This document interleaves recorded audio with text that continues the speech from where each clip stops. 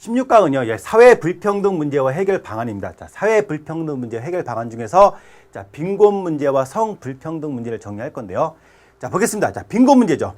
절대적 빈곤과 상대적 빈곤을 나눌 수 있는데요. 절대적 빈곤은 자, 우리 최저 생계비에도 미치지 못하는 그러한 빈곤을 절대적 빈곤이라 합니다.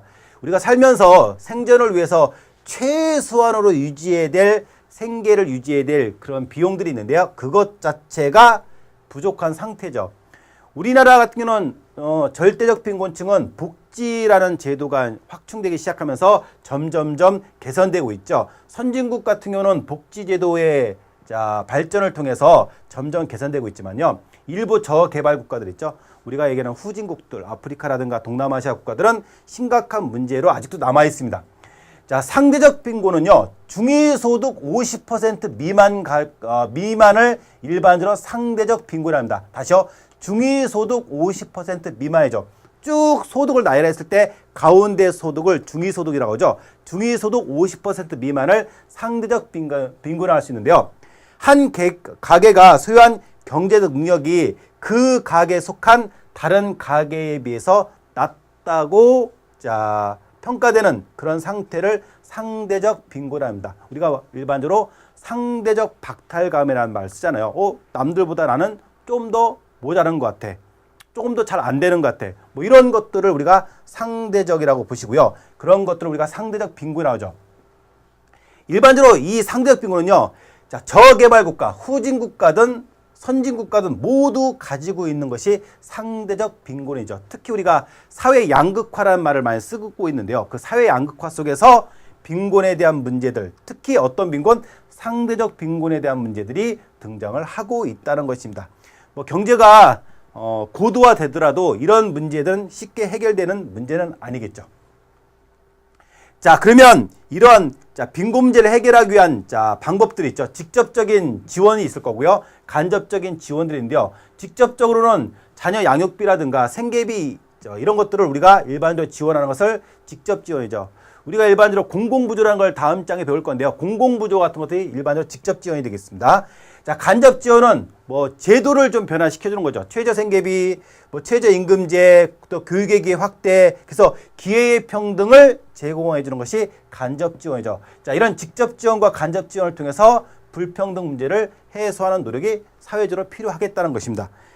자, 두 번째는요. 자, 우리 빈곤의 원인을 좀 볼까요? 빈곤의 원인은요. 기능론은 개인이 무능력해서 나태해서 빈곤이 등장하고 있다라고 보는 것이죠. 개인의 능력과 노력에 의해서 빈곤은 탈피할 수 있다라고 기능론의 입장에서는 대책을 내놓고 있습니다. 해결 방안으로서요. 갈등론은 사회 구조적으로 빈곤이 이미 사회 구조적 입장에서 등장하고 있다는 거죠. 어떻게 보는 거죠? 이미 지배 세력, 기득권들이 이미 가져야 될 목을 다 가지고 있기 때문에 빈곤이 연속될 수밖에 없더라. 그럼 어떻게 하죠? 사회 구조적인 변동이 필요하다는 것이 갈등론의 입장이 되겠습니다. 해결 방안까지 다 설명을 드렸고요. 자, 됐습니다. 자, 빈곤에 대한 기준. 아까 절대적 빈곤, 상대적 빈곤에 대한 내용까지 설명드렸으니까요. 여러분들 읽어보시도록 하시고요.